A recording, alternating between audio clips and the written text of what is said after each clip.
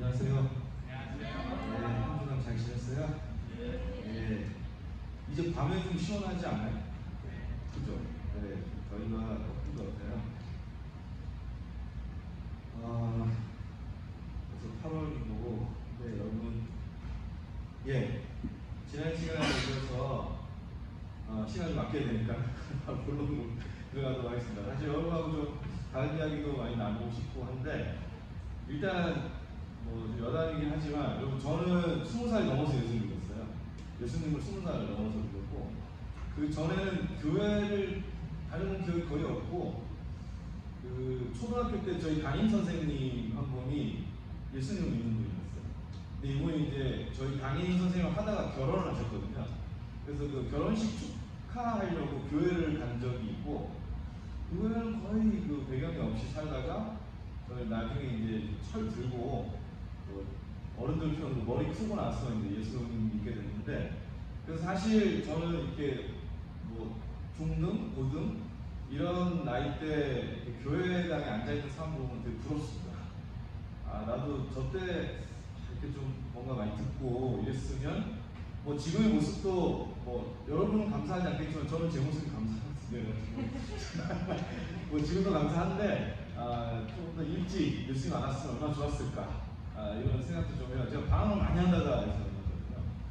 그래서 여기 계신 분들, 이게 여러분에게 어찌 보면은 주마다 돌아오는 일상의 한 부분으로 받아들여질 수도 있고, 또 그건 일면 맞죠. 맞는데 여러분, 이게 큰 틀에서 보면 굉장히 특별한 은혜라는 것, 하나님 여러분 정말 사랑하셔서 이렇게 교회에 모여서 예배할 수 있고, 또 흩어져서도 하나님의 사람으로 살아갈 수 있게 해주신다는 걸 여러분 마음에 한 번쯤은 떠올려 보시면 좋겠다는 생각이 듭니다. 자, 오늘 이야기를 좀 나눠볼 텐데요. 지난번에 이어서 오늘은 좀 무너지는 이야기, 근데 그 무너지는 가운데 하나님의 은혜가 어떻게 있었는지에 대해서 나눠보도록 하겠습니다. 자, 그게 안 돼. 가져왔는데 안 되네. 제가 잘 안 되죠. 네. 괜찮아요. 그 넘겨 주시면. 자, 여러분, 혹시 지난주에 제가 하나님 나라 하면 세 가지가 있어야 된다고 그랬어요. 기억나는 사람 있어요? 네? 첫 번째 뭐요? 하나님의 처소. 말이 어렵죠? 처소라는 게 우리가 살아가는 어떤 공간이라고 생각하면 돼요. 하나님 우리에게 주신 공간, 공간이라고 생각하면 되고, 또 하나 뭐가 있습니까? 예, 백성. 그 하나님의 소유가 된 백성이 있어야 되죠. 그 백성이 그 공간에서 마지막 하나 뭘 받아야 되죠? 예? 통치. 있구나. 하나님의 통치를 누리면 돼요. 여러분, 저 세 가지만 여러분이 알고 계셔도 이게 지금 당장은 나에게 그래서 내가 달라지는 게 뭐지 이렇게 생각할 수 있지만, 시간이 지나면 지날수록 저걸 알고 있는 사람과 모르는 사람은 이 신앙의 폭이 달라져요. 여러분, 제가 하나 물어볼게요. 여러분, 이성교제를 만약에 하면, 지금 하라는 얘기는 아니고 제가 물어보는 거예요. 예를 들어서 여러분, 이성교제를 하면 자매들 그리고 형제들, 다른 상대 이성을 만날 때 속이 얕은 사람 만날래요? 아니면 속이 이렇게 좁은 사람 만날래요? 네? 내가 왜 꼭 주인공이 하나 골라내나 이렇게 생각이 들고, 여러분, 우리가 같이 이렇게 살아가도 속이 좁고 얕으면 어떻습니까? 좀 답답하고 괴로워요, 여러분. 괴로워요. 근데 신앙생활도 마찬가지예요. 신앙생활이 생각하는 폭이 좁고 그 하나님을 이해하는 깊이가 얕으면 답답해요. 예, 그게 한계가 있다고요. 우리가 사람 만나는 거하고 똑같아요. 사람 만날 때도 좀 깊게, 넓게 만날 필요가 있거든요. 그걸 만들어주는 게 이게 하나님 나라예요. 하나님. 저기서 말하는 하나님의 처소는 여러분이 있는 모든 공간을 얘기합니다. 하나님이 여러분을 보내신, 여러분에게 허락하신, 또 앞으로도 허락하실, 주실 그 공간이고, 여러분은 그의 백성이고, 거기에서 하나님의 다스림과 복을 받는 것. 그게 이제 통치입니다. 저 세 가지가 있으면 하나님 나라다. 그러니까 여러분의 교실, 여러분이 매일 다니는 길, 만나는 사람 관계, 여러분이 하는, 여러분 집에 있는 어떤 공간, 다 하나님 나라가 될 수 있는 거예요. 그래서 이해를 해 주시고요. 네. 문제 보겠습니다. 오늘도 수고해 주셔야 돼요. 고마워요. 자, 여러분, 제가 지난주에 그 에덴 동산 얘기 드렸잖아요. 에덴 동산이 하나님 나라였어요. 자, 에덴 동산이라는 하나님의 처소가 있었죠. 그리고 거기 하나님의 백성이 있었죠. 누구 있었어요? 아담과 하와가 있었죠. 그리고 아담과 하와가 하나님의 다스림을 받고 있었잖아요. 그래서 거기가 하나님 나라였다고요.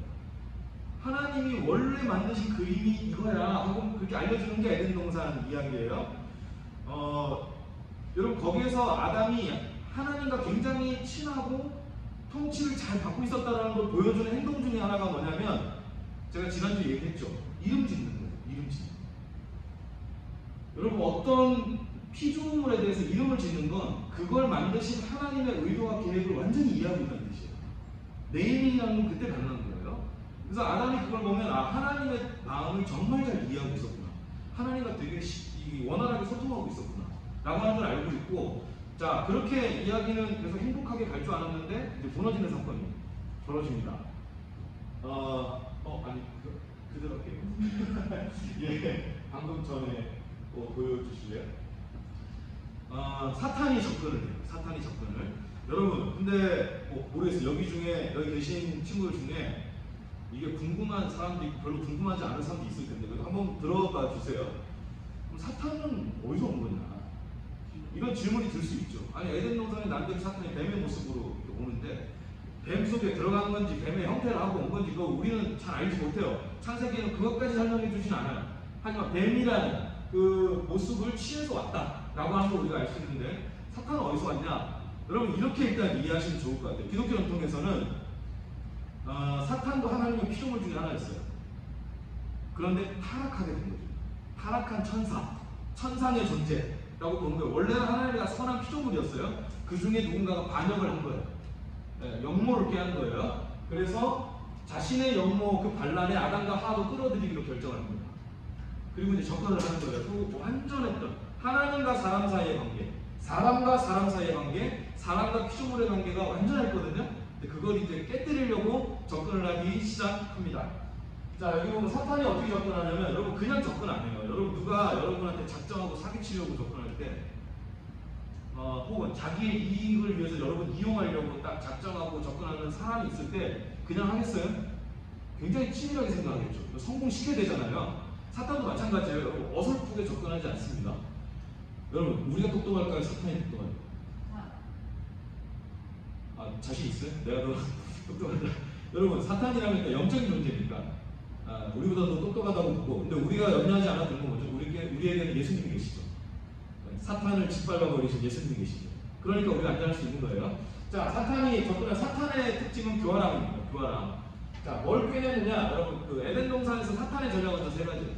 첫 번째, 사탄이 접근할 때 처음부터 말도 안 되는 걸 턱 내밀지 않고요. 소위 간을 본다고 그러죠.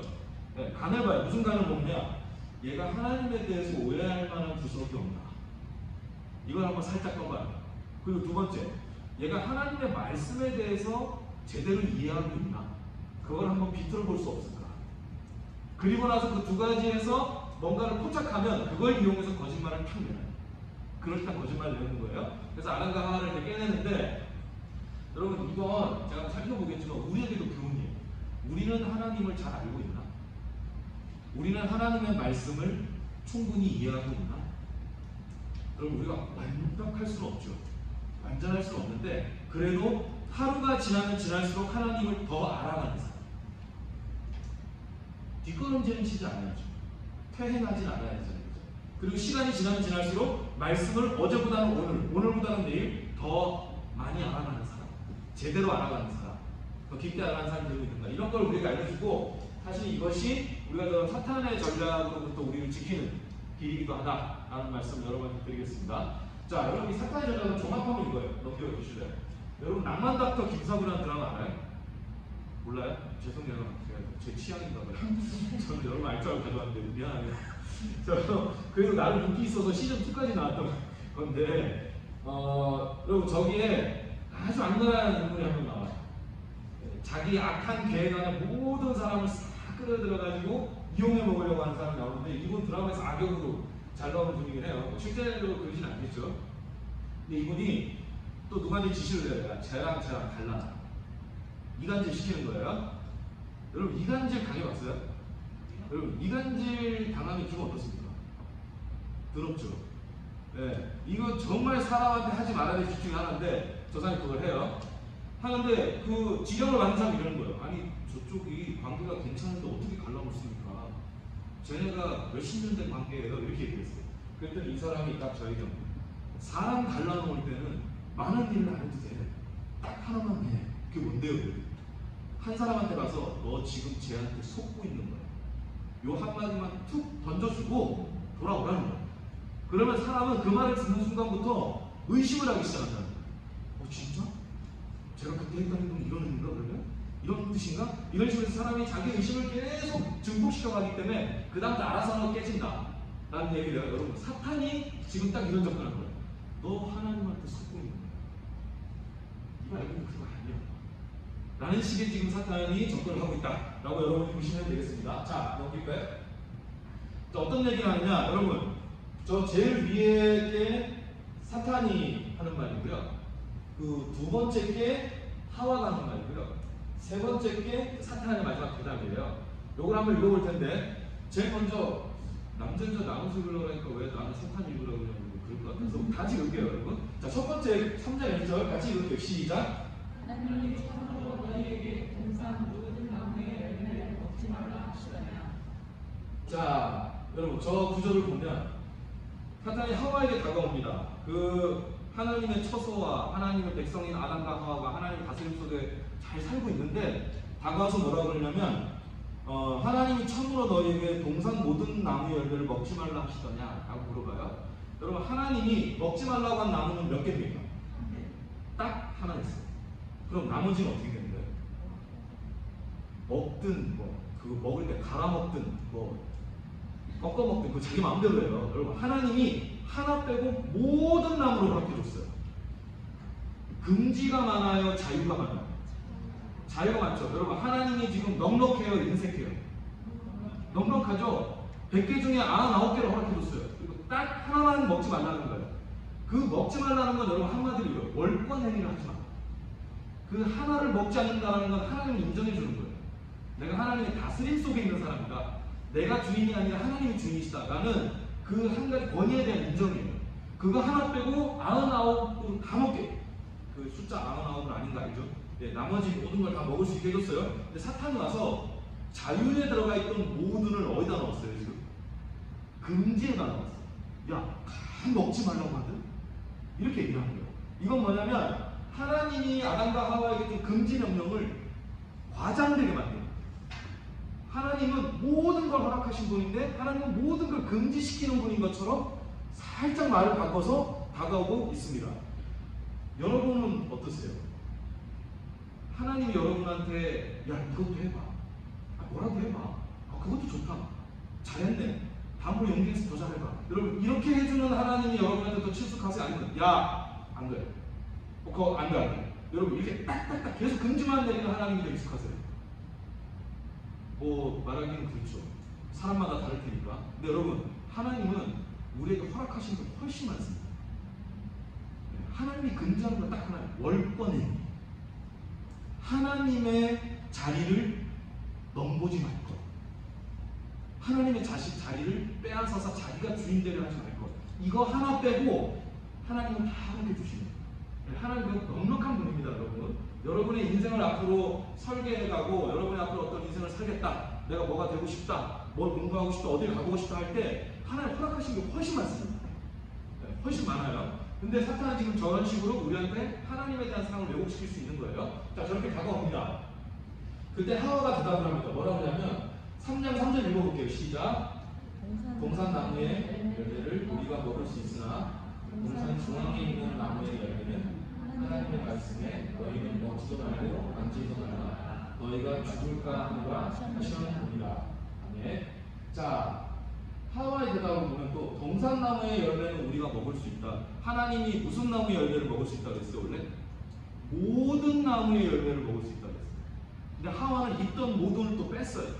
자, 여기서부터 하와도 하나님한테 피해의식이 좀 있구나 나는 사탄이 딱 캐치가 되는 거예요.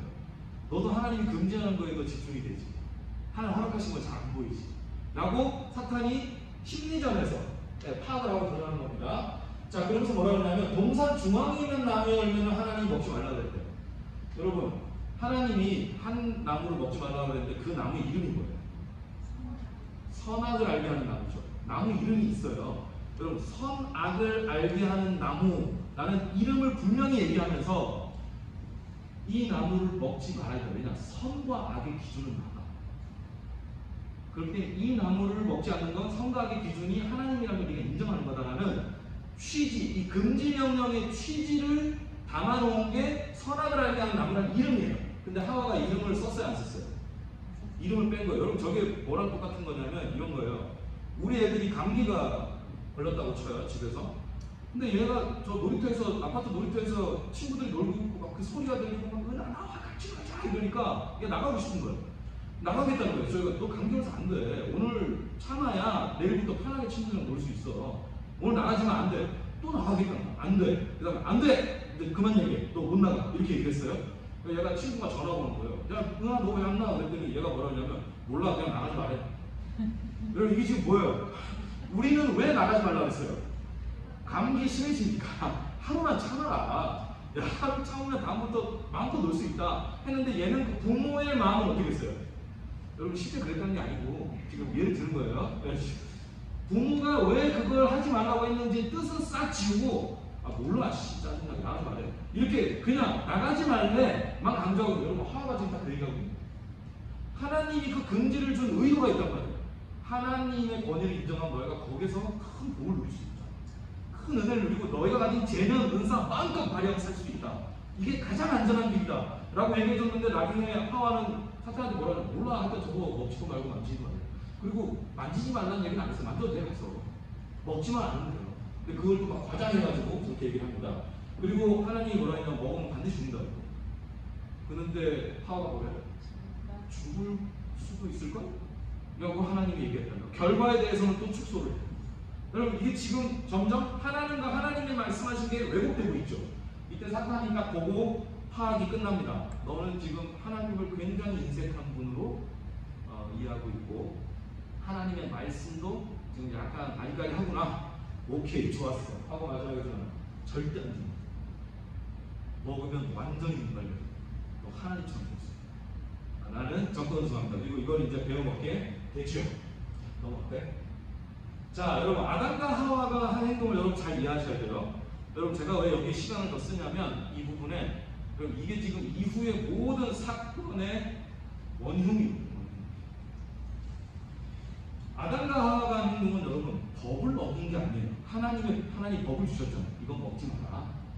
이 법을 어긴 게 아니고 자기가 입법자가 된 거예요. 말이 어렵죠. 여러분, 차이나는 클래스라는 프로그램 알아요? 미안해요. 또 저만 좋아하는 프로그램이에요. 차이나는 클래스라는 거 봤는데 거기에 그 한 교수님이 나와서 강의를 하는데 저도 그때 처음 알았어요. 사실. 여러분, 우리가 학교 다닐 때 이런 말 들어봤죠. 1공화국, 제2공화국, 제3공화국. 학교에서 한 번쯤 들어봤을 거예요. 여러분, 공화국이란 말을 쓰잖아요. 이 공화국은 언제 쓰냐면 헌법에 아주 큰 변화를 줍니다. 그러니까 그 전에 있었던 한 국가의 통치 체제를 완전히 바꾸는 정도의 변화를 줄 때 공화국이 새로 쓴대요. 여러분, 아담과 하와가 하나님의 공화국을 무너뜨리고 아담과 하와의 공화국을 세운 거예요. 이거는 반란이에요. 법을 어기는 수준이 아니에요. 저기 이제 그림을 넣어놨죠. 하나님의 보좌를 바로 갖다 쳐버린 거예요. 이제 하나님 나가세요. 이제 우리가 할 거니까. 거의 그런 꼴이 돼버린 거예요. 자, 여러분, 이게 두고두고 작용하는 죄의 본성입니다. 이때부터 시작된 죄의 본성은 이게 모든 불행의 원인이 됩니다. 우리가 지금 살아가는 세상에서도 우리가 이걸 직접적으로, 간접적으로 혹은 크고 작게 경험하면서 살아갑니다. 우리 안에서, 우리 밖에서 우리가 이걸 경험하고 살아가는 거예요. 그러니까 우리가 저 속성을 잘 이해해야 돼요. 속성. 죄라고 해서 몇 개 목록 적어놓고 여러분 그런 수준이 아니에요. 죄는 경향성이에요. 경향성이란 말이 어려울 수 있는데 여러분, 죄를 이렇게 이해하세요. 뭐 하고 안 하고, 여러분 이런 거는 죄의 그 개념에서는 바깥 개념이고 진짜 죄의 속성은 뭐냐면 경향. 여러분 우리가 이러잖아요. 쟤는 내가 말만 하면 말을 자꾸 끊는 경향이 있어. 이런 말 하잖아요. 쟤는 내가 얘기하면 늘 잘 들어주는 경향이 있어요. 여러분 이게 경향이에요. 경향. 사람이 어디론가 이렇게 자꾸 움직이려고 하는 어떤 특성, 내면과 행동이 움직이려고 하는 특성이 있단 말이에요. 여러분 그것이 바로 하나님에 대해서 역모를 꾀하는 방향으로 가는, 하나님의 월권 행위를 하려고 하는 방향으로 가는 그런 죄의 경향성이 있다라고 보시면 되겠습니다. 여러분 진짜 완벽했었거든요. 에덴 동산. 일단 사람과 하나님이 막힘없이 소통을 했었어요. 아담과 하와가 서로를 어떻게 바라봤죠? 난 네가 필요해. 그리고 나도 너에게 필요한 존재가 되어줄게. 서로가 서로를 위하는 관계였어요. 근데 그게 완전히 박살났죠. 나중에 막 질탔다고. 얘가 먼저 먹으라고 그랬어요. 하나님 저한테 왜 주셨어요? 이런 얘기하면서 서로를 원망하기 시작합니다. 그리고 이제 피조세계와 사람 사이가 완전히 갈라져서 긴장과 불안 속에 살게 됩니다. 여러분 밤에 혼자 어두운 골목을 걸어갈 때 여러분 마음이 평안하십니까? 여러분 불안해요. 왜 그럴까요? 우리가 서로가 서로를 못 믿는 관계이기 때문에 그래요. 그러니까 좋은 점도 있죠. 서로 신뢰할 수 있고 한 점도 있지만 우리는 굉장히 많은 불안과 그 변수를 생각해야 된단 말이에요. 잘못됐을 경우를 늘 생각하고 살아야 돼요. 왜냐하면 여러분 우리가 서로 그런 안식이 깨진 그런 상태에서 살고 있어서 그래요. 이게 다 거기서 나오는 것들, 우리가 하는 경험들이 여러분 그렇게 이해하셔야 됩니다. 자, 결국 결과는 추방입니다. 그리고 영적으로 죽었고 하나님과 단절되었습니다. 여러분 영적으로 죽었다는 게 뭘까요? 아담과 하와가 범죄한 다음에 바로 육체의 목숨이 끊어졌어요? 아니죠. 육체의 생명은 완전히 죽진 않았죠. 근데 영적으로 죽어버렸어요. 자, 죽었지만 아직 죽지 않았다. 이게 무슨 뜻일까? 제가 예전에 그 오카노 목사님이라는 분이 복음 설교하는 걸 한번 들었는데 살아계실 때 그분이 이렇게 얘기하더라고요. 여러분 나무에 나뭇가지가 이렇게 있잖아요. 나뭇가지 하나를 딱 분질러서 제가 들었다고 쳐요. 나뭇가지라고 쳐요. 여러분 이 나뭇가지 죽었습니까? 살았습니까? 어떤 면에서 죽었죠? 왜 죽었죠? 몸통, 근원하고 끊어졌잖아요. 그런데 아직 당장 죽진 않았죠. 지금 서서히 죽어가고 있죠. 여러분 그런 상태인 거예요. 하나님이랑 근원과 끊어졌어요. 그런데 바로 죽진 않는데 서서히 죽어가는 거예요. 이게 이제 육체의 죽음과 영적인 죽음의 이제 같은 병행이다라고 보시면 되겠습니다. 하나님과 단절됐다라는 게 무슨 뜻일까요? 여러분 진짜 가까웠던 사람인데 완전히 등을 돌려버리게 되면 그것만큼 속상하고 참 마음 섭섭하고 화나는 일도 없습니다. 여러분 제가 이제 세상에서 제일 사랑하는 사람이 저희 아내인데 우리 아내랑 부부싸움 하고 나서 문은 한번 닫은 거예요. 근데 10년째 문을 안 열고 있다고 생각해보세요. 그건 지금 관계가 완전히 깨진 거 아니에요? 하나님의 방문이 닫힌 거예요. 아담과 하와는 이제 아무리 문 두드려도 하나님의 방문이 열리지 않아요. 이게 단절이에요. 단절. 그리고 이건 사람에게는 파산입니다. 영적인 파산으로 가는 길이에요. 자, 넘겨주세요. 여기서 여러분과 함께 나누고 싶은 교훈이 하나 있는데요. 그게 뭐냐면 여러분 죄를 우리가 경계해야 하는 이유가 뭘까요? 벌 받을까봐? 뭐 그것도 맞는 말일 수 있어요. 그것도 틀린 말은 아니에요. 여러분 진짜 죄를 여러분 교회 다니면서 그런 얘기 많이 듣잖아요. 죄를 경계해야 되고 죄 지으면 안 되고 하나님 기뻐하지 않으시고 이런 얘기 많이 들었잖아요. 여러분들 진짜 죄를 짓지 말아야 할 이유가 뭐냐면 하나님이 죄를 미워하기 때문인데요. 하나님 죄를 왜 미워하시냐? 이게 하나님이 만들어 놓은 안식을 다 깨뜨리기 때문에 하나님과 우리 사이의 관계. 그러니까 여러분 죄를 짓는다면 우리가 죄를 짓는다면 죄에 노출된다면 이걸 생각해야 돼요. 이것 때문에 하나님과 나 사이가 얼마나 멀어지게 돼요. 이것 때문에 하나님과 나 사이가 얼마나 많은 아픔을 겪어야 돼요. 저 사람과 나 사이에 얼마나 많은 아픔이 생기고 여러분 이런 관계라는 차원에서 생각해야 돼요. 죄라는 건 그래서 이거 하면 복 받고 잘하면 상 받고 못하면 벌 받고 여러분 그런 건 좀 초보 수준이고 틀린 말은 아니에요. 네, 초보 수준이고 진짜 죄를 우리가 경계해야 되는 이유는 저것이 하나님이 만들어 놓은 안식과 관계를 깨뜨리기 때문에 그걸 파괴하기 때문이다 라고 하는 것을 이해하면 좋겠습니다. 넘겨주세요. 네, 여러분 제가 생긴 것보다 좀 다르게 제가 그림을 굉장히 좋아해요. 제가 연애할 때도 아내랑 미술관 가자니까 아내가 충격받아가지고 뭐야 좀 생긴 대로 살아 이렇게 얘기했었거든요.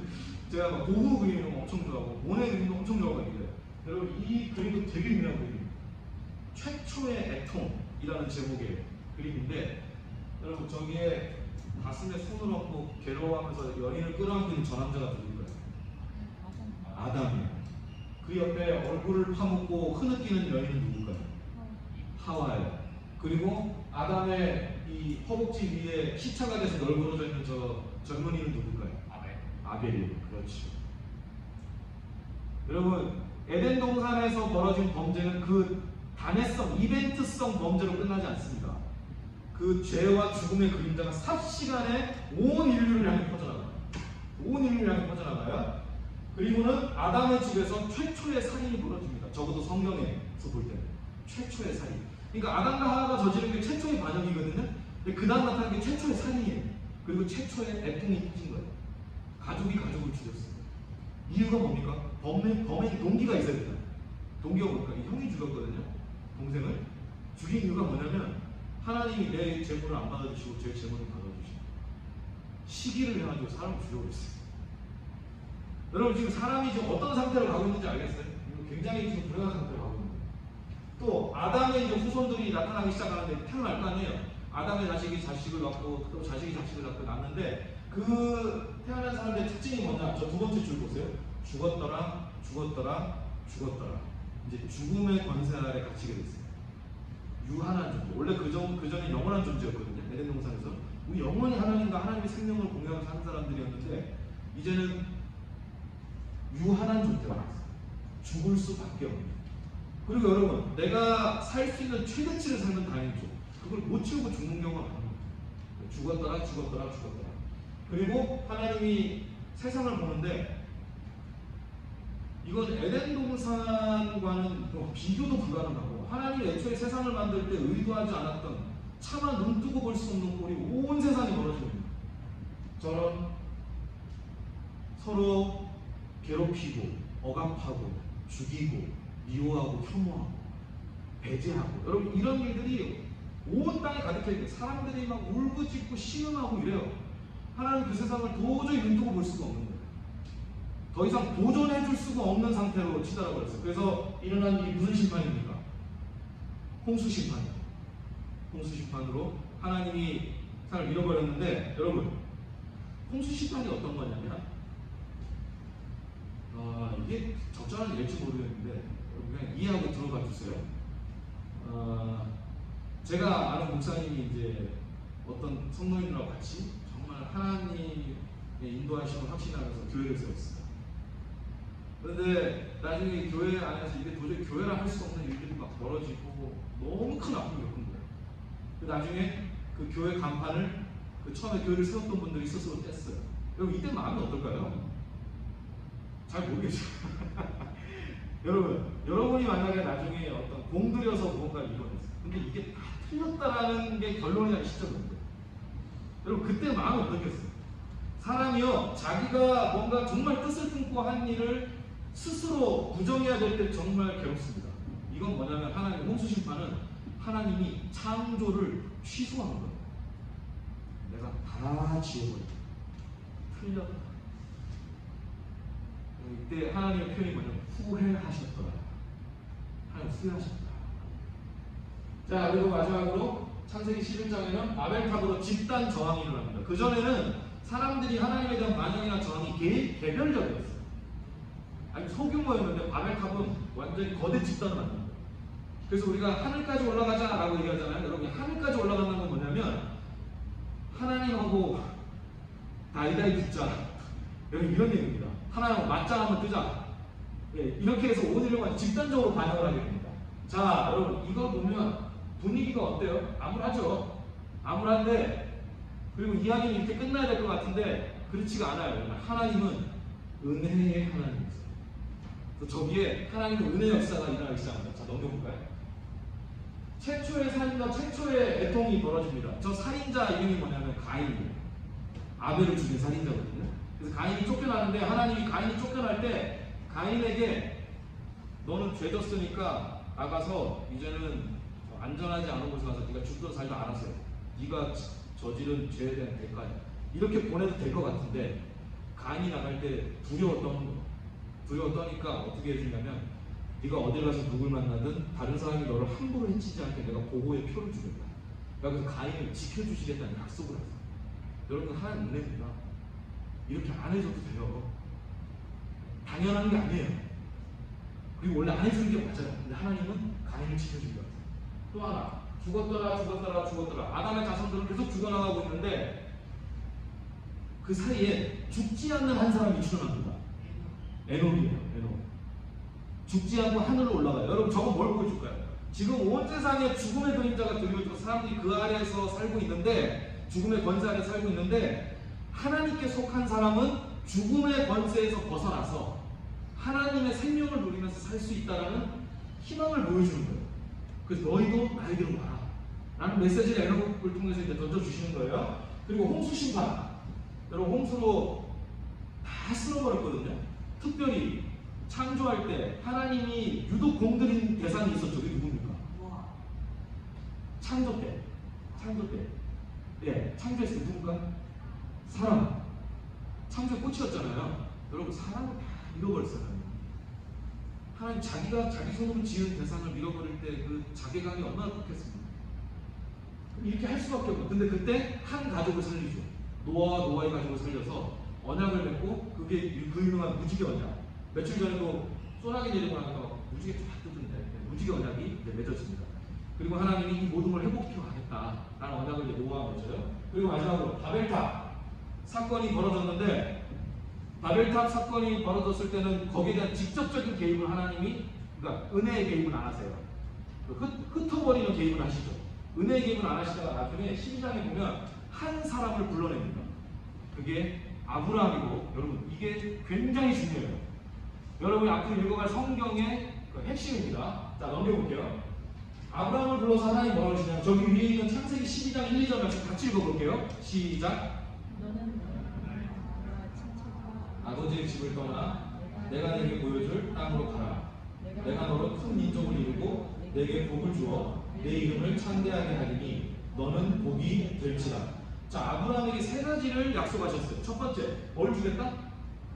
땅을 주겠다. 두 번째, 뭘 주겠다? 너에게 자손을 줘서 큰 민족을 이루게 하겠다. 세 번째, 뭘 주겠다?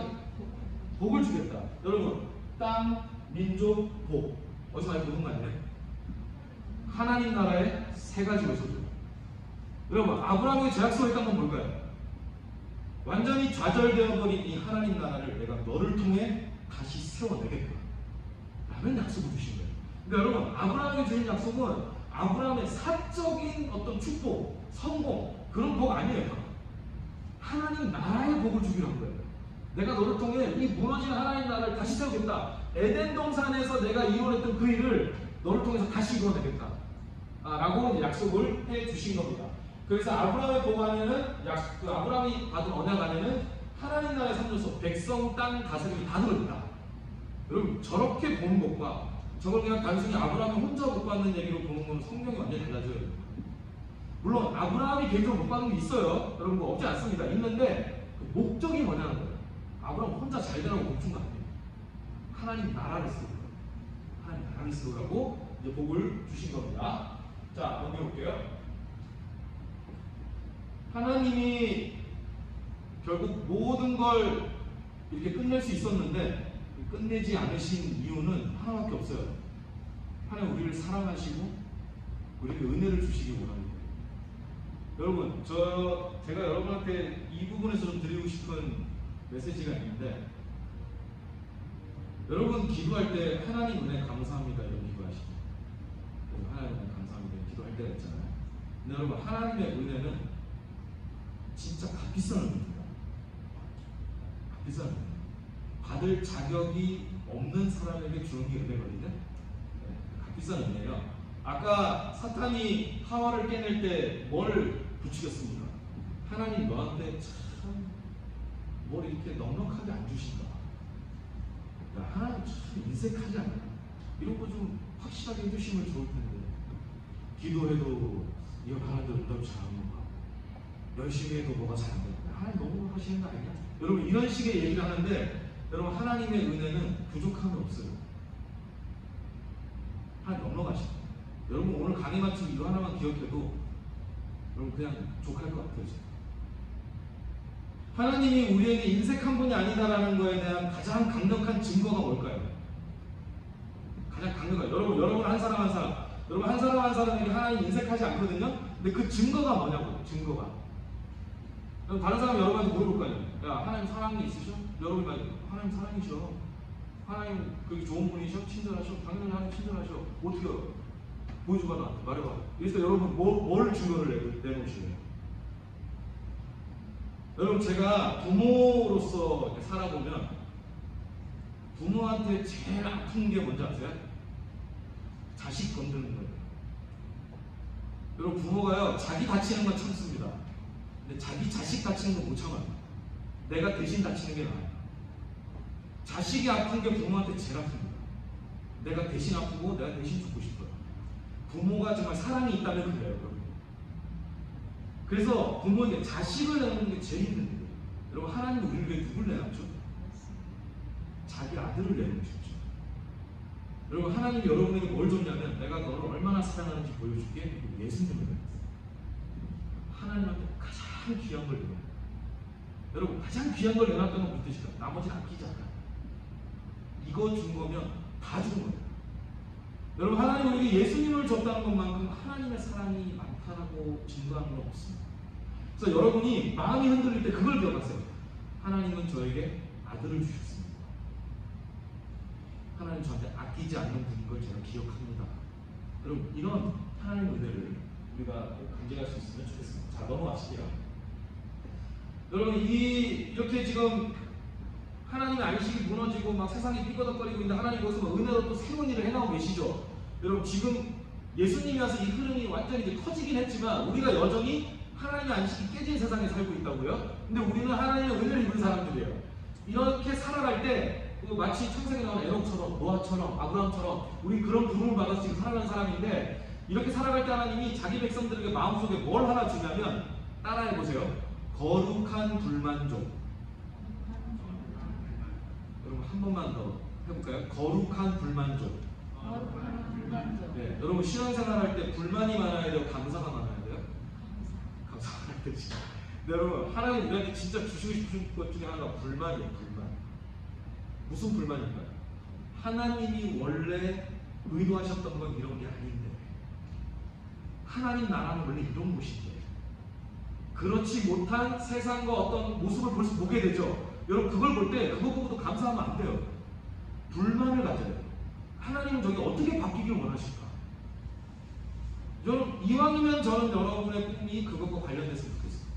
여러분이 앞으로 하시고 싶은 일, 여러분의 어떤 작은 행복, 또 뭐 큰 만족 이런 거 여러분의 꿈 안에 다 있겠죠. 그건 괜찮아요. 괜찮은데 이왕이면 여러분이 앞으로 하고 싶은 일, 좀 바라는 것들이 하나님의 불만족에 부합했으면 좋겠어요. 여러분 저게 비전이 되어야 됩니다. 여러분의 비전. 제가 여기서도 드릴 말씀 많은데 시간 끌면 안 될 것 같아요. 그래서 여러분 신앙생활 때 감사 갖는 거 중요하고요. 그런데 동시에 뭘 기억하셔야 되냐면 거룩한 불만족을 가지세요. 사적 불만족 말고. 사적 불만족. 내 개인적인 불만족은 있을 수도 있고 없을 수도 있고 그게 뭐 옳기도 하고 그러기도 하고 그건 그냥 변수가 많은데 거룩한 불만족은 반드시 있어요. 하나님이 원래 기뻐하시는 건 이건데 지금 그렇지 못한 모습을 보면서 이걸 어떻게 하면 더 나아지게 할 수 있을까? 더 좋게 하나님의 뜻에 맞게 바꿀 수 있을까? 라는 불만족을 가진 사람을 통해 하나님은 일하십니다. 네, 하나님 일하세요. 그래서 여러분 마음속에 거룩한 불만족이 더 많이 생기게 돼요. 그리고 거기에 쓰임받는 여러분 되기를 저는 기도합니다. 저는 마음속으로 여러분이 진짜 이렇게 귀하게 쓰임받는 사람들 되기를 진심으로 축복합니다. 자, 넘어가겠습니다. 이제 이 부분이 좀 마지막인데 제가 과연 남은 시간 안에 이걸 할 수 있을까? 있을까? 자, 한번 가보겠습니다. 자, 부분적으로 하나님이 이제 아브라함에게 약속을 하셨죠. 내가 널 통해 세 가지를 다 줬잖아요. 땅, 민족, 그리고 복, 다스림과 복을 준다 그랬잖아요. 그래서 이걸 통해서 하나님 나라 회복할 건데 그걸 회복해가는 이야기가 여러분 구약 성경이에요. 자, 넘겨볼게요. 여러분 구약 성경 이렇게 보셔야 돼요. 하나님 나라의 첫 번째로서 뭡니까? 하나님 백성이 있어야 돼요. 하나님의 백성이라는 얘기가 창세기 12장부터 출애굽기 18장까지예요. 그러니까 여러분 창세기 12장부터 출애굽기 18장까지 내용을 읽을 때 여러분이 어떤 관점을 갖고 읽어야 되냐면 이거 하나님의 백성이 어떻게 생겨나는지를 좀 보여주고 있다. 아브라함을 통해서 약속하신 게 좀 이루어지기 시작하는 거예요. 근데 완전한 건 아니고 부분적으로 이루어지고 있는 거예요. 또 하나 하나님의 통치가 있어야 되잖아요. 다스림과 복. 그 다스림과 복은 출애굽기 19장부터 레위기까지가 하나님의 다스림과 복을 보여주는 말씀입니다. 자, 세 번째 하나님의 처소. 민수기부터 여호수아까지가 하나님의 처소인 땅이 어떻게 확보되는지를 보여주는 이야기입니다. 그리고 여러분 이야기가 흘러가다 보면 초반에 없었던 하나님 나라 약속 하나가 추가돼요.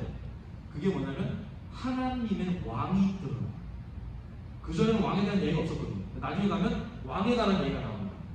온 백성들을 하나님의 백성답게 살 수 있도록 이끄는 지도자 왕이 나타난다 라고 하는 게 보여줘요. 그게 여러분 사사기부터 역대하까지 역사서 전부예요. 그러니까 여러분 보세요. 창세기 12장부터 아브라함이 출현하는 12장부터 쭉쭉쭉쭉 뻗어나가서 역대하, 역사서 마지막까지가 하나님 나라의 4요소를 회복하는 드라마. 여러분이 저 관점으로 성경을 보시면 이해하시면 적어도 내가 세세한 건 다 이해 못할 수 있죠. 본문 보면 막 이해되는 것도 있고 안 되는 것도 있고 어려운 것도 있고 좀 손쉽게 다가오는 것도 있는데 여러분 그걸 보면서 이게 나에게 다 캐치는 안 됐지만 내가 적어도 지금 하나님의 처소 부분을 읽고 있구나. 이게 땅을 회복하는 이야기구나. 하나님 지금 왕을 세우시려고 하는 이야기구나. 라는 큰 맥을 여러분이 잡고 있다면 여러분 길을 잃지 않습니다. 맥을 잡고 있으면 길을 잃어버리지 않아요. 세세한 건 놓쳐도. 그래서 여러분이 저 관점으로 성경을 보시면 되겠습니다. 그럼 저 네 가지를 지금 간단하게 요약하고 한번 넘어가 보도록 할게요. 자, 가겠습니다. 첫 번째, 하나님의 백성. 하나님 나라 첫 번째 요소잖아요. 하나님의 백성인데, 여러분 창세기에 보면 하나님의 백성들이 누가 나오냐면 족장들이나 아브람, 이삭, 야곱, 요셉과 그의 형제들 이렇게 나오거든요. 이 사람들이 다 하나님 나라 백성의 조상들이잖아요. 처음 시작된 그 백성들인데, 여러분 저 한 명 한 명의 캐릭터는 각자 우리에게 주는 메시지가 있어요. 하나님의 백성은 어떻게 살아가는지 다 메시지를 담고 있는 사람이에요. 그러니까 여러분 사람이 메시지예요. 네, 제가 이렇게 말로 하는 게 지금 이것만 메시지가 아니라 여러분 한 명 한 명이 하나님 나라의 메시지예요. 네, 저도 메시지고. 자, 아브라함은 어떤 메시지를 주느냐? 하나님 아브라함에게 큰 민족을 주겠다 약속하셨는데 문제가 뭐냐? 아브라함은 자식이 없었어요. 불임이라는 아픔이 있었어요. 그 부분 아이가 안 생겨요. 거기다가 무부부예요. 생물학적으로 아이를 가질 수가 없어요. 이중장벽이죠. 불임에다가 나이까지 많아요. 그런데 하나님이 아이를 주겠다는 거예요. 그러니까 아브라함 입장에서는 아무리 머리를 돌려봐도 한 가지밖에 없어요. 이미 다른 사람이 낳은 아이를 입양하거나 아니면 내가 다른 여인과 함께해서 아이를 낳거나 이런 방법을 생각했거든요. 그러니까 하나님은 단호하세요. 사라한테서 낳을 거야. 너희 부부 사이에서 낳은 아이를 내가 약속의 자녀로 삼을 거야. 하나님은 단언하세요. 근데 아브라함은 어떻게 했을까요? 믿었어요. 여러분 그래서 이게 아브라함이 주는 메시지예요. 하나님 나라 백성 뭘로 사느냐? 믿음, 단순한 믿음. 하나님이 말씀하시면 그 말씀대로 될 거라고 믿는 믿음. 여러분 하나님 나라의 백성은 믿음으로 사는 겁니다. 여러분 제가 여러분께 드리고 싶은 말씀, 믿음에는 단순해지십시오. 생각하는 데는 깊어져야 돼요. 여러분 생각이 단순해지면 안 되고 생각은 깊어져야 돼요. 깊게 사유할 줄 알아야 돼요. 그런데 믿음을 발휘할 때 단순해야 돼요. 그 생각 끝에 내린 결론을 힘있게 믿음으로 밀고 나갈 수 있어야 돼요. 아브라함이 그걸 보여줍니다. 단순한 믿음을 가진 아브라함. 이게 하나님 나라에서 특징이다. 이삭은요. 여러분 이삭 인생에서 중요한 사건은 우물 사건이죠. 광야에서 여러분 그 옛날처럼 광야 사막 같은 데서 우물을 가진다라는 건 여러분 생명줄이에요. 이 우물이 터져야 삽니다. 물이 있어야 식수가 물 공급이 돼야 뭘 먹이고 또 할 거 아니에요. 여러분 가서 우물을 파면은 터져요. 무슨 수맥을 밀고 다니는지 터져요. 그럼 사람들이 와가지고 야 왜 남의 땅 가서 물 터뜨려? 저거 봐 뺏어요. 그럼 또 뺏겨요. 옮겨가서 하나님이 저가 터뜨려요. 그럼 또 터져요. 얘 또 쫓아와. 내 거니까 저리 와. 주고 옮겨가고 터져. 터지고 주고 옮겨가고 터지고. 여러분 이삭은 자기 권리를 위해서 한 번도 싸우지 않고 계속 쫓겨다니면서 자기 터전을 계속 마련했어요. 근데 하나님 그때마다 우물이 터지게 해줘요. 이게 뭘 알려줄까요? 하나님의 백성은 하나님이 공급하신다. 아직 안 넘어가도 잠들었어. 그 옆에 걸로 다시 돌아가 보실래요? 바로 저 걸로. 예, 여러분 하나님이 여러분에게 공급원이 되어 주시는 거예요. 하나님의 백성은 하나님께 공급받으면서 산다. 라고 하는 걸 보여주는 거고요. 야곱은 뭘 보여줄까요? 여러분 야곱은 좋게 말하면 집념의 사람이고 나쁘게 얘기하면 사기꾼입니다. 야곱의 특징은 뭐냐? 내가 가지고 싶은 거 무조건 가져야 직성이 그래요. 그리고 그걸 지금 못 가질 상황이다. 수단과 방법을 가리지 않습니다. 무조건 가져와야 돼요. 그러니까 이거 참 하나님이 야곱 쓰기가 참 어려웠어요. 저 같으면 야곱 안 쓰고 다른 사람 썼을 것 같아요.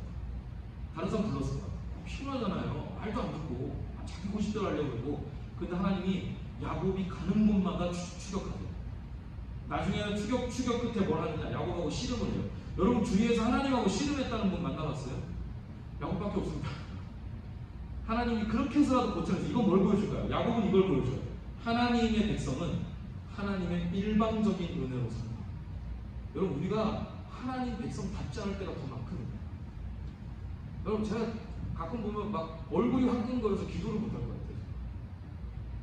너무 제 자신이 하나님께 누추하고 보잘것 없어가지고 그럴 때가 있거든요. 여러분 그럴 때조차도 제가 완전히 무너지지 않는 이유가 뭔지 아세요? 하나님이 일방적인 은혜로 저를 붙들고 계십니다. 하나님 저를 포기하지 않기 때문에, 하나님의 열심이 있기 때문에 제가 섭니다. 다시.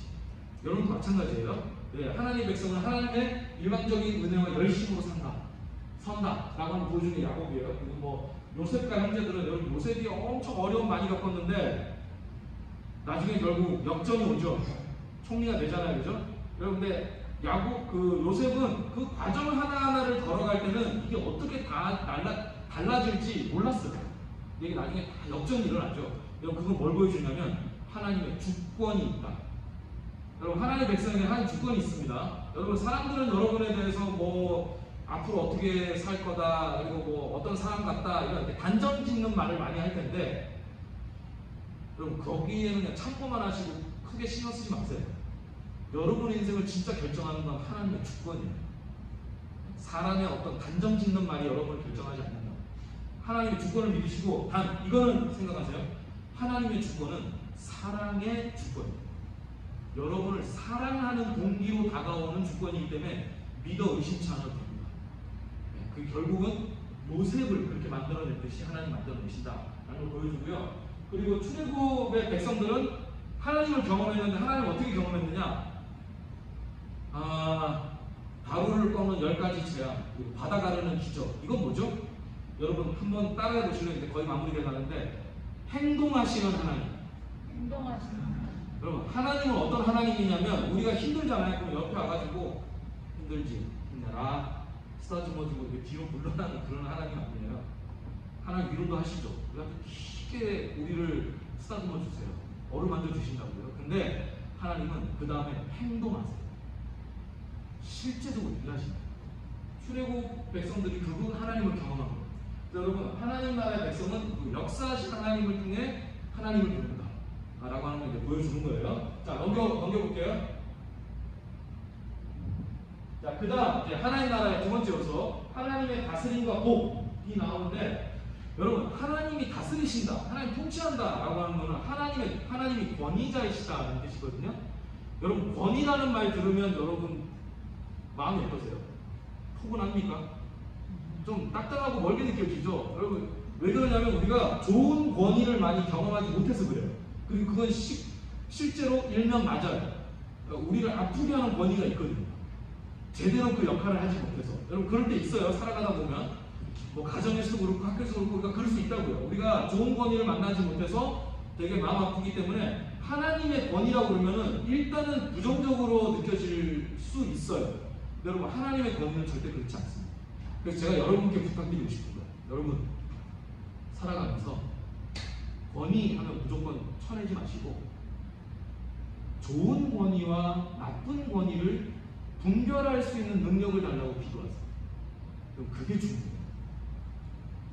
여러분, 좋은 권위를 알아볼 줄 알아야 돼요. 이 사람은 진짜 날 위하는 사람. 그리고 내가 어찌 보면 존경하고 따라갈 수 있는 사람. 근데 여러분, 그것조차 못 치면 인생의 많은 부분을 잃게 됩니다. 또 하나, 나쁜 권위인데 그거를 분별도 못하고 막 따라가고 이러면 안 돼요. 나쁜 권위 앞에서는 지혜롭게 그걸 잘 대응하고 대처할 줄 알아요. 여러분, 이 권위를 잘 분별할 수 있는 지혜를 달라고 여러분 기도하셔야 되고, 그리고 거기에 맞게 잘 대응할 수 있게 달라고 여러분 기도하셔야 됩니다. 자, 하나님의 그 권위가, 다스림이 이스라엘 백성에게 임하는데, 이게 이제 출애굽부터 레위기까지 쭉 나온다고 했잖아요. 아까 성경 이렇게 나와봤을 때 어떻게 나오느냐? 일단 하나님이 다스리는 방식, 율법을 주세요. 말씀으로 다스리신다. 근데 제가 하나 여쭤볼게요, 여러분. 말씀을 완벽하게 순종하면 하나님께 용납 받는 겁니까? 아니면 하나님께 용납 받았기 때문에 감사해서 말씀을 순종하는 겁니까? 첫 번째가 맞아요, 두 번째가 맞아요? 여러분, 두 번째가 맞아요. 두 번째가 아니고요. 여러분, 내가 이걸 다 지키고 해내야 하나님 나를 받아주신다. 이건 종교예요. 복음은 뭐냐면 하나님이 나를 완전히 안아주시고 받아주셨다. 그게 너무 감격스럽고 감사하고, 그래서 나도 하나님 사랑하고 하나님 기뻐하시는 일을 해가고 싶다. 여러분, 이게 복음이에요. 하나님 말씀 주시는 이유는 그거예요.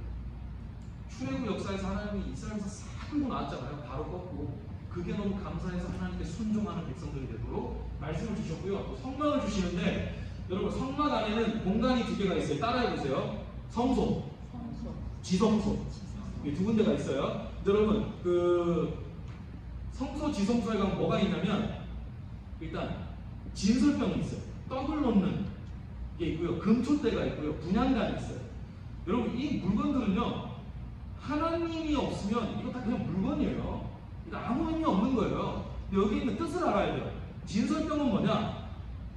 하나님이 이스라엘 백성에게 그 먹고 사는 공급원이 되어 주신다. 너희가 어디에서 무엇을 하든 너희가 나의 백성으로서의 품위를 지키고 그 삶을 영위할 수 있도록 내가 너에게 필요한 걸 공급해 줄게 라고 하는 거 보여주는 게 진설병이에요. 금초 때문에 내가 너를 지켜주는데 평생토록 지속적으로 지켜주겠다 라는 게 금초 때문에 보여준 거예요. 여러분, 한 번 지켜주고 떠나시면 우리 그다음 불안하죠. 그게 아니에요. 하나님 우리에게 지켜주시는 게 한 번이 아니라 오늘도, 내일도, 모레도 영원토록 너와 함께 하면서 너를 지키겠다 라는 게 보여준 게 금초대예요. 성막 안에 있는 금초대고요. 나중에 분향단이라는 건 뭐냐? 여러분, 향이 이렇게 올라오거든요. 그 눈에 보이잖아요. 그 분향단을 하나님 왜 주셨느냐? 내가 너희와 이렇게 가까이 있다 라고 하는 걸 보여주려고 분향단을 주셨어요. 여러분, 이게 다 하나님의 다스림의 메시지입니다. 내가 너에게 공급해 줄게, 너를 지켜줄게, 너와 가까이 있을게 라는 걸 보여주는 거예요. 그리고 지성소로 들어가면 뭐가 있느냐? 법궤가 있어요. 법궤가 있는데 그건 뭐냐? 하나님이 임재하신다는 뜻이에요. 여러분, 만약에 법궤에 하나님의 임재가 없으면 그건 빈 박스입니다. 빈 상자예요, 빈 상자. 이런 뚜껑 되어 있어요. 그럼 하나님 임재가 있기 때문에 그 법궤가 의미가 있는 거예요. 그리고 그 안에 그 법궤 그 모서리에 그룹이 있거든요. 여러분, 그 그룹은 뭘 상징할까요? 하나님의 보좌. 하나님이 너에게 왕으로서 좌정하시고 너를 다스리신다 라고 하는 거. 여러분, 그러니까 저 안에 하나님의 그 다스림이 꽉 차 있는 거예요, 성막 안에. 그리고 마지막으로 제사는 하나님 거룩하신 분인데 우리는 죄인이죠. 만나면 충돌이 일어나요. 그걸 해결하기 위해서 제사를 매일매일 드리게 했어요. 근데 그게 불완전하죠. 매일매일 해야 되잖아요. 오늘 했다고 이거 끝난 게 아니라 내일 또 해야 돼요. 그럼 이게 불완전하고 이거 사람을 못 바꿔요. 마음이 안 바뀌어요. 제사를 드리는 거예요. 그래서 누가 나중에 오시죠? 예수님이 오셔서 영단번 단 한 번에 모든 사람을 위한 제사를 지내신 게 십자가. 그래서 우리가 하나님과 이제는 만날 수 있게 되는 거예요. 여러분, 이런 뜻이 여기에 담겨 있습니다. 자, 넘어가겠습니다. 하나님의 처소. 자, 이게 이제 하나님 나라의 3요소죠. 지금 제가 정신이 하나도 없네요, 여러분. 여러분, 이 내용을 어떻게든 얘기를 해주고 가려고 하다 보니까, 자, 여러분, 이스라엘이 하나님의 다스림과 복을 누리는 백성이 되었어요. 이제 백성 공동체가 이루어졌고, 아브라함도 시작해서 출애굽 백성들이 생겼잖아요. 백성이 생겼어요. 그리고 율법도 받고 성막도 받고, 네, 그리고 제사도 지내면서 하나님의 다스림을 받게 됐어요. 근데 여전히 하나 없는 게 있어요. 땅이 없어요, 땅이. 그러니까 하나님이 땅을 허락해 주시는데 그 땅이 가나안 땅이죠. 그걸 정복해가는 이야기가 바로 민수기, 신명기, 여호수아, 광야 여행 그리고 정복 이야기. 그러니까 이제 저기에서 이어집니다. 근데 여러분 제가 이거는 여러분 좀 말씀드리고 이거 하고 끝내야 될 것 같은데요, 여러분. 이제 맞춰야 될 것 같은데 괜찮습니까? 시간 더 하지 않을까? 네, 친구들이 별로 안 행복해하는 것 같습니다. 여러분 조금만 이해해 주세요. 제가 여러분께 그래도 좀 하나 더 말해주고 가고 싶어서. 그런데 여러분은 가나안 전쟁 어떻게 생각하세요? 가나안 전쟁. 여러분 그게 일반 세속 학문에서는 상당히 경멸하는 대상입니다. 왜냐하면 하나님이 인종 청소를 했다는 거예요. 한 지역의 사람을 다 말살시켜버렸잖아요. 인종 말살, 인종 청소, 이런 잔인한 하나님을 어떻게 믿냐? 세속 학문에서, 기독교 학문이 아니라 세속 학문에서는 그런 저항이 있어요. 그리고 여러분 그걸 무조건 너희 예수 불렀어 그래 이렇게만 하면 안 되고 거기에 대해서 이렇게 합리적인 답변, 또 우리만의 어떤 답변을 가질 필요가 있어요. 여러분 가나안 정복이라는 건 일단 의미가 있는데 그건 뭐냐면 여러분 원래 세상을 누가 지었습니까? 하나님 지었죠. 세상의 주인이 누굽니까? 하나님이죠. 근데 반역이 일어났잖아요. 여러분 쿠데타 한 거예요. 아담과 하와부터 시작해서. 그래서 원래 있던 왕을 몰아내고 자기들이 이거를 불법으로 점령해버린 거예요. 거기에서 하나님이 가나안 땅을 정복하는 건 무슨 뜻일까요? 이 불법으로 점령하고 있는 사람들 안에 다시 왕이 찾아온 거예요. 그리고 자기 영토를 확장해서 왕권을 다시 세우려고 하는 회복의 역사입니다. 회복의 역사. 그러니까 원래 그 땅의 주인은 하나님이세요.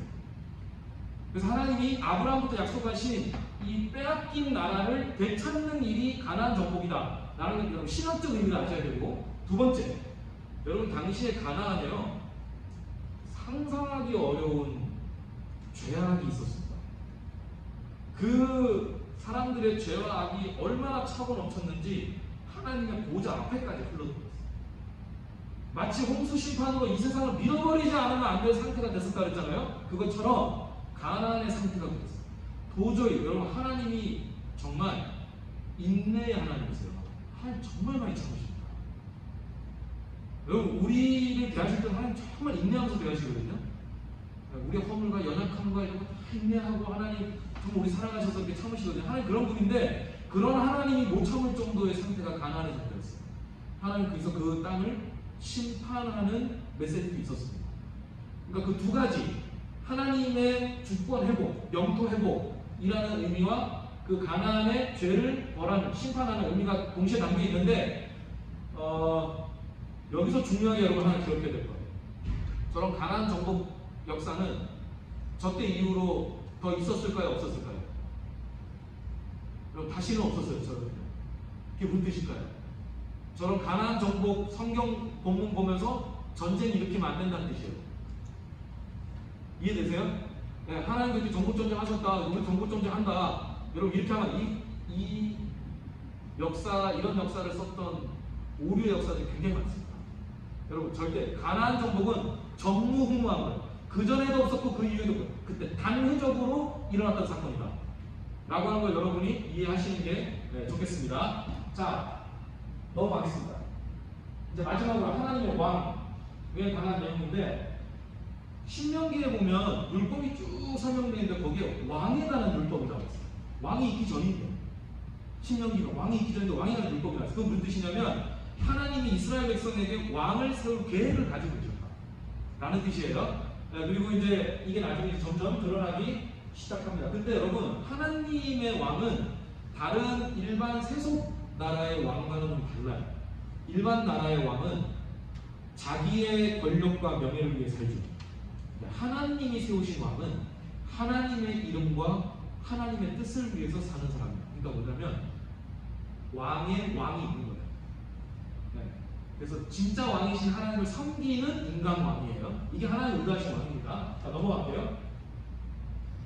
여러분 그 사사기를 보면 이게 왕이 출연하게 되는 배경이 나오는데, 여러분 사사기 책 있잖아요. 이게 사이클이 계속 반복돼요. 어떻게 반복되냐면 이스라엘 백성이 반역해요. 약속의 땅에 들어 사는데 반역해요. 그럼 하나님이 참다 진노하셔서 원수를 붙여요. 그럼 침략받고 막 무너져요. 포로로 잡혀가고 전쟁 치고 그래요. 그럼 이스라엘 백성이 엎드려서 회개해요. 우리가 잘못했습니다. 또 하나님이 또 이스라엘 백성 회개를 외면 못하세요.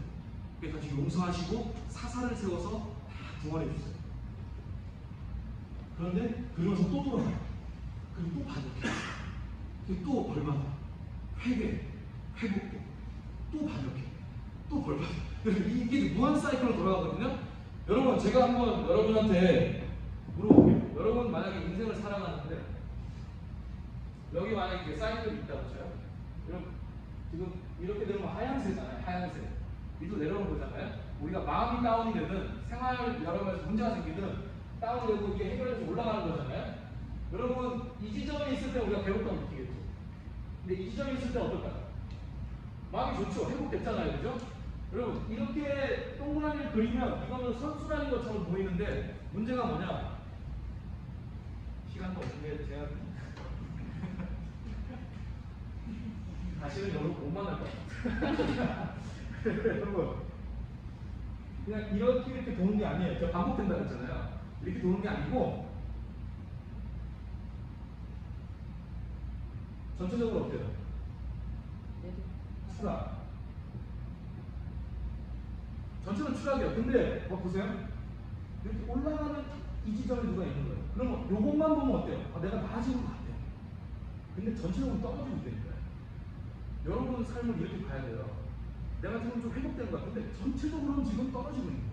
이러면 안 돼요. 근데 여러분 가면 이렇게 갈 수도 있습니다. 여기서 사이클 도는데 똑같이 이게 점점 이렇게 올라갑니다. 이건 뭐죠? 상승.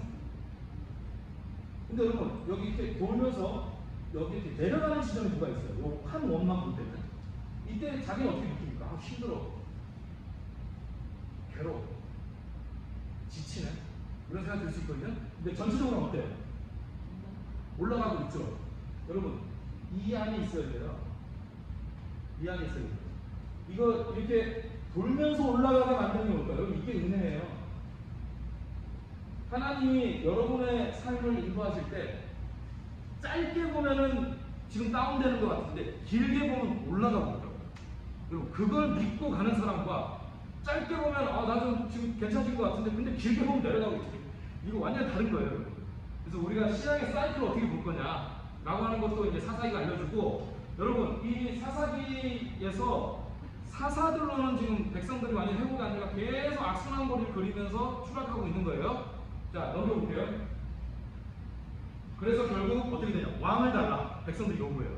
근데 백성들이 요구했던 왕은 하나님이 의도했던 왕이 아니에요. 이방 나라 왕을 원했어요. 이방 나라와 같은 왕을 원했어요. 하나님 그걸 보고 굉장히 언짢아하시거든요. 왜냐? 하나님이 왕 되심을 얘가 거부한 거였어요. 우리 하나님 왕으로 우리 다스리는 거 싫고 우리도 이방 나라들처럼 확실한 왕 달라. 이렇게 얘기했어요. 근데 하나님이 이스라엘 백성의 잘못된 요구임에도 불구하고 그걸 들어줍니다. 들어줘요. 그래서 그러면서 하나님이 하나님의 뜻을 이제 이루어 가시는데 결국 초대왕을 세워줬던 사울은 금방 폐위돼요. 왜냐? 진짜 이방왕처럼 행동했어요. 자기가 갖고 싶은 약탈하고 하나님의 뜻을 안중에도 없고 하나님 만드신 법 다 무너뜨리고 묘사하고 폐위됩니다. 자, 그 다음 세워진 중요한 왕이 누구죠? 다윗과 솔로몬. 여러분 다윗과 솔로몬에 이어서 무슨 일이 벌어지냐면요, 열왕기상 4장 20절, 4장 21절, 8장 56절을 보면 뭐가 나타나냐면 다윗과 솔로몬에 이어서 모래같이 많은 백성들이 나타나요. 그리고 하나님의 처소가 섭니다. 그리고 하나님의 다스림과 복을 누리게 돼요. 저 뭐죠?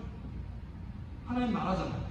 네, 저 하나님 기뻐하신 왕을 통해서 하나님 나라가 세워지는 거예요. 하나님 저걸 왕을 통해서 만들고 있다라고 하는데 문제가 뭐냐? 솔로몬 때부터 점점 기울기 시작해요.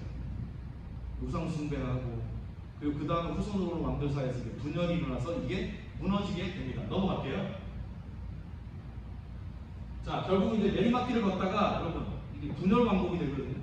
북왕국, 남왕국. 우리가 마치 남한 북한 있듯이 북왕국, 남왕국에서 이게 완전히 깨지게 되는데, 북왕국은 그 BC 주전, 예수님 오시기 전 722년, 그리고 남왕국은 597년에 완전히 멸망해버려요. 여러분 나라가 망했어요. 나라가 망했어요. 이게 이제 마지막 결론입니다. 나라가 망하면 어떻게 되는 겁니까? 뭐 주권도 잃고 땅도 잃고 다 팔려가고 엄청 비참하게 살게 되는 나라를 잃는 거죠. 여러분, 인간이 처할 수 있는 가장 비참한 상황 중에 하나가 뭔지 아세요? 무정부 상황이에요. 여러분, 그때는 인간의 그 죄성이 통제가 안 됩니다. 완전히 약탈하는 세상이 되거든요. 여러분, 인간이 경험할 수 있는 최악의 상황 중에 하나예요. 나라가 무너졌어요. 그리고 우리 같은 경우는 나라가 무너진 거 애통할 텐데, 여러분 사실은 저 나라가 남한국, 남유다, 북이스라엘이 무너진 건 궁극적으로 무슨 뜻이냐? 하나님 나라가 해체된 거예요. 하나님 나라가 해체된 거예요. 또 좌절이에요. 또 좌절. 그럼 도대체 이 나라는 누가 어떻게 다시 세우는 거냐? 다시 세울 수는 있는 거냐? 라고 해서 나타난 예언들이 있는데 그거를 마지막으로 좀 보여주실까요? 예, 이거예요. 그때 선지자들이 나타납니다. 선지자들이 나타나서 예언을 하기 시작해요. 지금은 이렇게 무너져가고 있지만 새로운 민족이 나타날 것이다. 우리가 새로운 출애굽을 할 거다. 새로운 성전이 설 거다. 막 등등 이런 걸 쭉 예언을 해요. 저기 보세요. 이사야, 예레미야 막 다 있죠. 저기에 예언자들이 저걸 하나님 나라에 대한 예언을 한 거예요. 네, 이게 어떻게 지금 무너지고 어떻게 회복될 건지 여러분 저게 어떻게 이루어질지는 아무도 예상을 못했었는데 나중에 한 분이 나타나서 사람들에게 뭐라고 얘기했냐면 때가 찼고 하나님 나라가 가까웠으니 회개하고 복음을 믿으라 라고 얘기했어요. 여기 누구세요? 예수님. 예수님이 오셔서 저걸 완전히 이루어냈어요. 아무도 예상하지 못한 방식. 예수님 안에서 다 일어나게 하십니다. 여러분 사실은 그 이야기를 나중에 여러분이 신약에 가서 접하게 될 텐데 여러분이 그 이야기에 좀 따르는 주인공이 됐으면 하고 제가 마지막으로 이제 마무리하겠습니다. 너무 길어서 죄송한 말씀 드리고 여러분 예수님이 이루어냈다는 걸 여러분 이렇게 이해하세요. 말을 타던 시대가 있었죠. 말을 타던 시대. 그 말을 타던 시대에는 한 사람이 성인이 됐을 때 말을 선물해주면 굉장히 그 뭐랄까요 자존심, 자존감 이런 게 높아지는 거예요. 한 아버지가 말을 타던 시대 때 아들한테 네가 20대 성년이 되면 그 성년이 된 걸 기념으로 말을 선물해줄게 라고 약속을 했어요. 그런데 이 아들이 20세가 되는 동안 산업혁명이 일어났어요. 그래가지고 막 증기기관차 나타나고 내연기관에서 막 자동차가 다니기 시작했어요. 그래서 얘가 20살이 된 날 아빠가 이제 약속한 선물 받으러 나가라고 집 밖에 확 뛰어나왔더니 앞에 말이 없고 자동차가 있는 거예요. 그랬더니 이 아들이 가서 뭐라고 하냐면 말 준다면서 왜 자동차 준다고? 아빠는 거짓말이야. 다 틀렸어. 이렇게 여러분 이게 맞습니까? 아들은 지금 아빠의 약속을 뭘로 이해했어요? 따라해보세요. 문자적으로. 네, 문자적으로 이해해요. 말 준다니까 말만 생각한 거예요.